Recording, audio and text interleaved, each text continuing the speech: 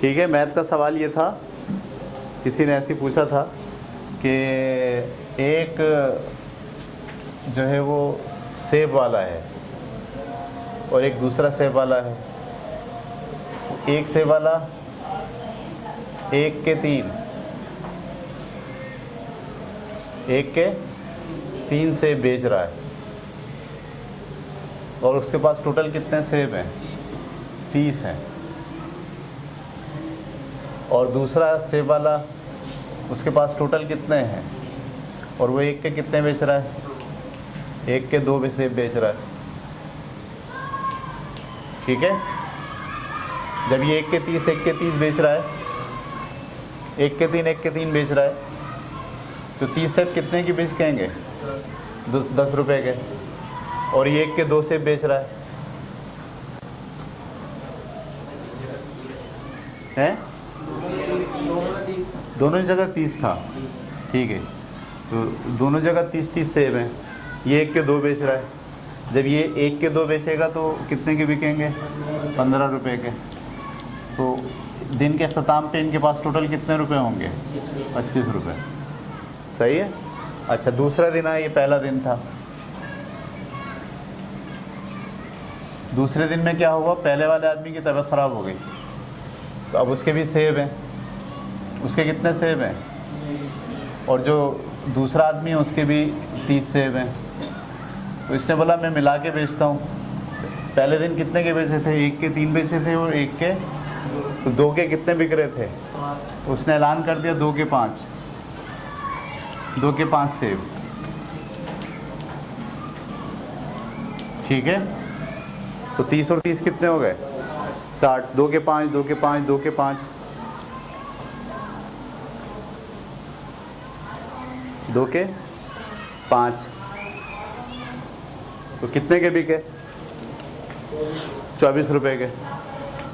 कैसे पता चला 24 रुपए के? 5 2 रुपए के बिकते हैं, तो 60 में 5 जैसे कितने होते हैं? तो 12, जब 2 के हिसाब से बिकेंगे तो कितने के बिकेंगे? तो अब 24 के बिके। पहले 25 के बिके, अब 24 के बिके। ये 1 रुपया कहाँ जा रहा है? जबकि पहले भी उसने कितने बेचे थे? पहले वाले दिन भी दरअसल 2 के 5 बेचे थे और आज वाले दिन भी कितने बेचे? लेकिन उसने, दोनों ने अलग अलग बेचे थे और इन दोनों ने एक साथ बेचे हैं। तो यहाँ 25 रुपये आ रहे थे, यहाँ 24 रुपये आ रहे थे। सवाल ये है कि 1 रुपया कम क्यों आ रहा है, ये सवाल है। ठीक है, तो आपको इस सवाल को अंडरस्टैंड करना है कि कैसे 1 रुपया गायब हो गया इसमें से। ये असल में है एवरेज का क्वेश्चन। ये किसका है? एवरेज का। यानी अगर आपने छोटी क्लासेस में 7वीं 8वीं में औसत पढ़ा, औसत उर्दू में कहते हैं औसत और इंग्लिश में क्या कहते हैं? एवरेज। एवरेज का कॉन्सेप्ट अगर सही होगा तो आप पता चला लेंगे मसला कहाँ है। अगर एवरेज का कॉन्सेप्ट सही नहीं, आप इसी में पढ़ रहे कि पहले दिन भी 2 के कितने बेचे थे? 5, और आज भी कितने बेच रहा है? 2 के 5। दोनों में सेम तो बेच रहा है, लेकिन दोनों में सेम नहीं बेच रहा, ये मसला है इसमें। आप बोलेंगे सर यहाँ 2 के कितने बेच रहा है, तो यहाँ पे भी 2 के कितने बेच रहा है? सेम तो बेच रहा है। एवरेज के कॉन्सेप्ट के बगैर ये सेम बेच रहा है, लेकिन एवरेज के अंदर ये सेम नहीं बेच रहा। देखिए कैसे। पहले दिन की मिसाल लेते हैं। पहले दिन जो पहला आदमी है वो 1 के कितने बेच रहा है? जब 1 के 3 बेच रहा है तो 1 सेब कितने का हुआ? 1 सेब हुआ 0.3333। मैं पॉइंट के बाद 4 अदद ले रहा हूँ। 1 सेब वो बेच रहा है, 1 सेब कितने का बिका? 0.3333 का। एक को मैंने 3 से क्या कर दिया? डिवाइड। और दूसरा जो है, ये जो दूसरा आदमी है वो 1 के कितने बेच रहा है? 1 के 2 बेच रहा है। तो ये 1 सेब कितने का बेच रहा है? ये 1 सेब बेच रहा है 0.5 का। कितने का बेच रहा है? 0. ये बात क्लियर हो रही है आपको? एक सेब इसने 1 को 2 से तकसीम कर दिया, मैंने जवाब किया कि 0.5। इसने एक सेब बेचा कितने का? इसने एक सेब बेचा कितने का? टोटल कितने सेब हो गए? 2 सेब। 2 सेब कितने के बिके?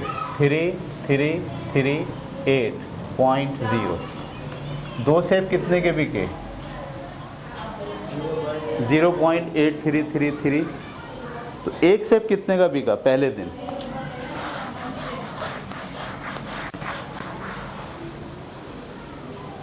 ये पहले दिन की बात हो रही है।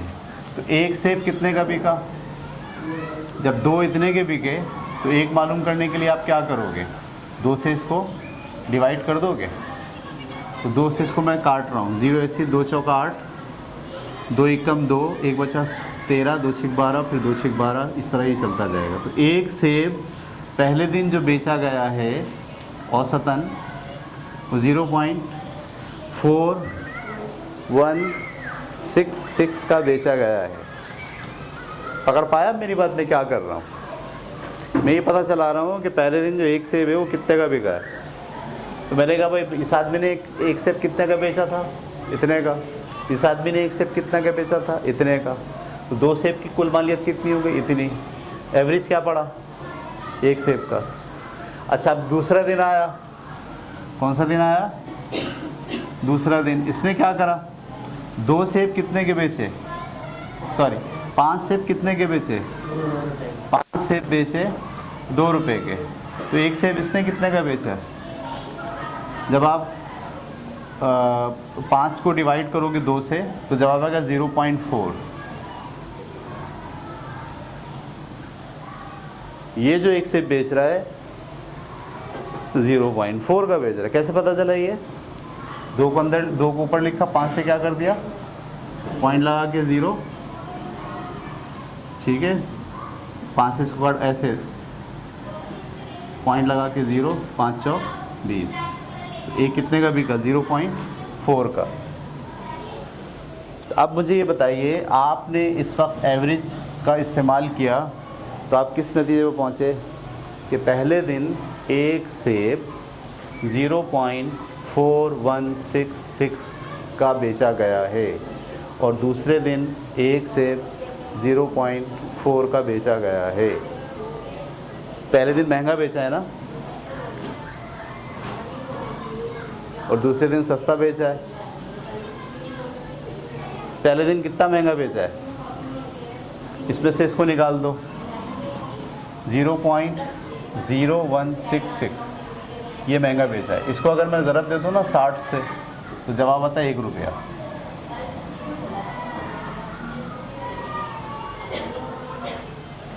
इसको मैं अगर मल्टीप्लाई करूँ किससे? 60 से, तो जवाब क्या आता है? 1 रुपया। तो 1 रुपया क्यों बढ़ा था? 25 क्यों हो गए थे? इसलिए कि पहले दिन सेब महंगा बेचा गया था। आप बोलेंगे सर ये बात आप जो कह रहे हैं ये समझ से बाहर है। उस वक्त भी कितने के बिक रहे थे? 2 के 5 बिक रहे थे। आज भी कितने के बिक रहे हैं? 2 के 5 बिक रहे हैं। महंगा कहाँ है? नहीं, महंगा है। एवरेज के हिसाब से देखा जाए तो क्या है, क्योंकि वो दोनों मिला के 2 के 5 नहीं बिक रहे थे। एक आदमी कितने के बेच रहा था? 1 के 3। और एक कितने के बेच रहा था? 1 के 5। सही है, सॉरी 1 के 2। तो जब आप इन दोनों को एवरेज करते हैं, सब एक जैसा नहीं बेच रहे, कोई ज़्यादा महंगा बेच रहा है। वो आदमी जो 1 के 2 बेच रहा था वो ज़्यादा महंगा बेच रहा था। तो वो जो महंगे बेच रहा था, सही है, सेकेंड टाइम जब बेचना शुरू किया तो वो जो महंगे बेच रहा था उसने वो महंगापन क्या कर दिया? डिस्ट्रीब्यूट कर दिया सब में। यानी 0.1466 जो है वो डिस्ट्रीब्यूट हो गया किस में? 5 सेब में डिस्ट्रीब्यूट हो गया। जब 5 सेब में डिस्ट्रीब्यूट हो गया तो फिर वो क्या हुआ? बात कहाँ तक पहुँची? 24 तक पहुँची। समझ में आ रही बात आपको? तो ये एवरेज का क्वेश्चन था। चाहिए, जिसने मुझे ये सवाल दिया था उसने बोला था ये आप हल करके दिखाएं। कैसे हल होगा? हम तो कर करके थक गए, हमारी तो समझ में नहीं आया।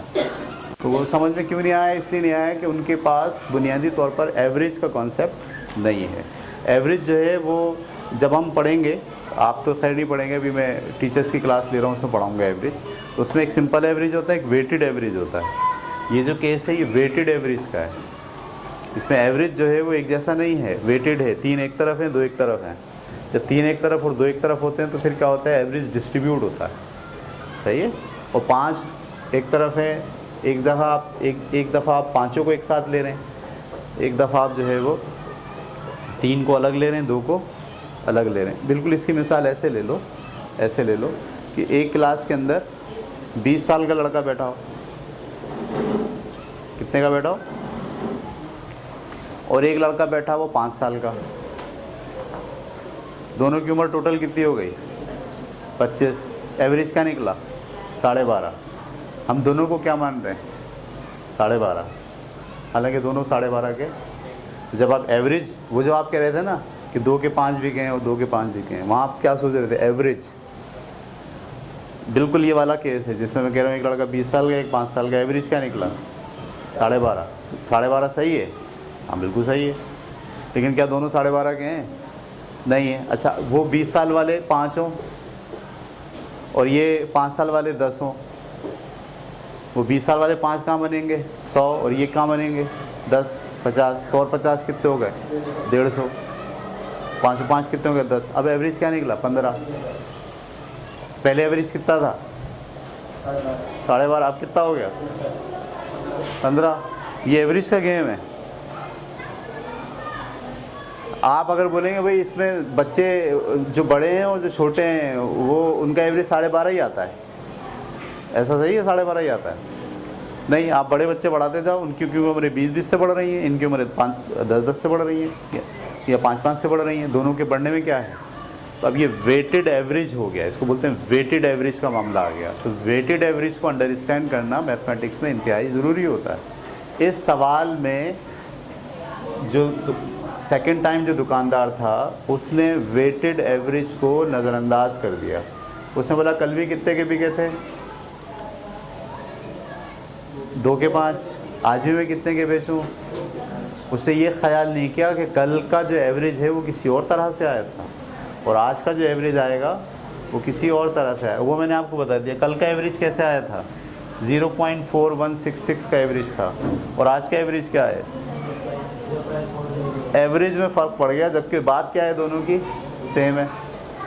कौन सी बात सेम है, 2 के 5, 2 के 5, लेकिन एवरेज इसका क्या है, इसने क्योंकि एवरेज कम कर दिया है, तो एवरेज कम करने की वजह से क्या होगा, नुकसान होगा। वो 1 रुपया इस तरह से गायब हो गया। चलें भाई, बंद करें इसको, और ख़त्म हो गया पीरियड आपका, 9:20 हो गया।